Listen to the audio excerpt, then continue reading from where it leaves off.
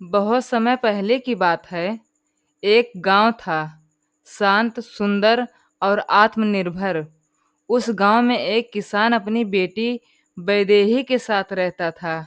वैदेही बहुत सुंदर, संस्कारी और बुद्धिमान थी। गांव वाले उसे घर की लक्ष्मी कहा करते थे। जब वैदेही बड़ी हुई तो उसके विवाह की बात चली। एक धनाढ्य परिवार से रिश्ता आया। पिता ने बेटी से पूछा, बेटी, क्या तुम इस रिश्ते से खुश हो? वैदेही ने मुस्कुराकर कहा, पिताजी, आपने हमेशा मेरा भला चाहा है। आपकी मर्जी ही मेरी मर्जी है। शादी के दिन गांव में उत्सव सा माहौल था। लोग दूर दूर से आए थे। विवाह संपन्न हुआ, लेकिन असली बात तो तब हुई जब विदाई का समय आया। पिता की आंखों में आंसू थम नहीं रहे थे। बेटी भी खुद को रोक नहीं पा रही थी। गांव की औरतें भी रोने लगीं। पहली बार किसी ने महसूस किया कि बेटी जब ससुराल जाती है तो सिर्फ घर नहीं बदलती, एक पूरी दुनिया छोड़ती है।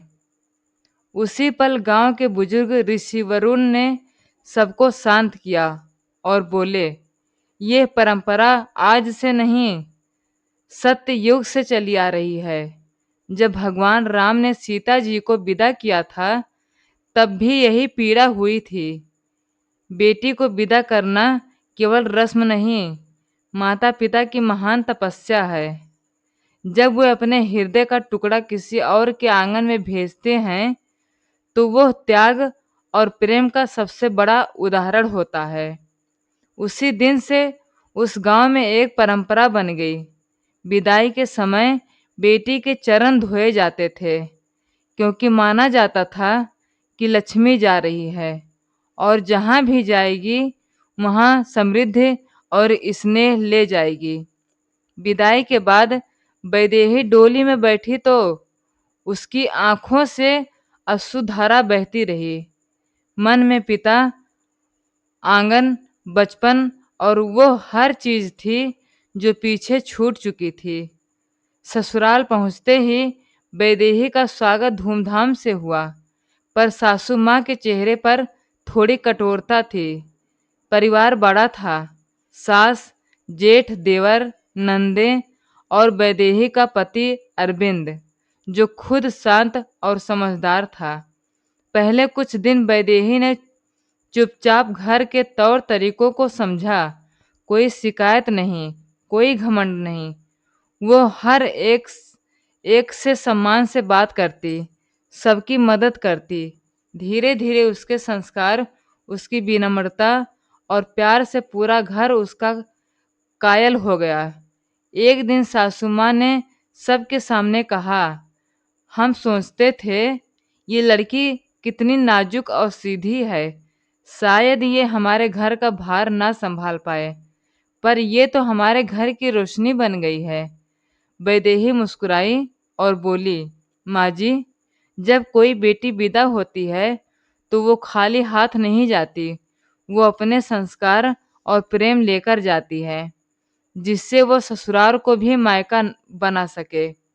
तभी अरविंद ने पहली बार मुस्कुराते हुए कहा, तुम्हारी यही सोच ही तुम्हारी सबसे बड़ी खूबसूरती है। वैदेही, पूरा घर तालियों से गूंज उठा। अब वैदेही ना सिर्फ किसी की बहू थी, वो सबके दिल की लक्ष्मी बन चुकी थी। शादी के कुछ महीने बीत गए थे। वैदेही अब अपने ससुराल में अच्छी तरह रम चुकी थी। सास ससुर से लेकर देवर नंद तक सभी उससे बेहद स्नेह करते थे। लेकिन एक दिन अरविंद ने उससे कहा, चलो वैदेही, आज तुम्हें तुम्हारे मायके छोड़ आता हूँ। पिताजी बहुत याद कर रहे हैं तुम्हें। वैदेही की आंखें भर आईं। जैसे ही वैदेही ने पिता के घर का दरवाजा पार किया, वही पुराना आंगन, वही तुलसी का चौरा, वही दरवाजे पर खड़ा बूढ़ा नीम, सबने जैसे उसे गले से लगा लिया। पिता बाहर आकर खड़े हो गए। उन्होंने देखा, वही वैदेही, पर अब आंखों में परिपक्वता थी, चाल में आत्मविश्वास था और चेहरे पर एक नई शांति। पिता ने धीरे से पूछा, कैसी है मेरी बिटिया? वैदेही मुस्कुराई और कहा, बिटिया अब बहू बन चुकी है बाबूजी, पर आपकी गोदी अब भी सबसे प्यारी लगती है। पिता उसे गले लगाकर फूट फूट कर रो पड़े। तू चाहे जितनी बड़ी हो जाए, मेरे लिए तो तू वही छोटी सी वैदेही है जो मुट्ठी में लड्डू लेकर दौड़ती थी। उस दिन मायके में फिर से चूल्हा जला, फिर से हंसी गूंजी और पिता की आंखों में फिर से रोशनी लौटी। वैदेही अब समझ चुकी थी, बेटियां घर छोड़ती हैं पर जड़ें नहीं छोड़ती।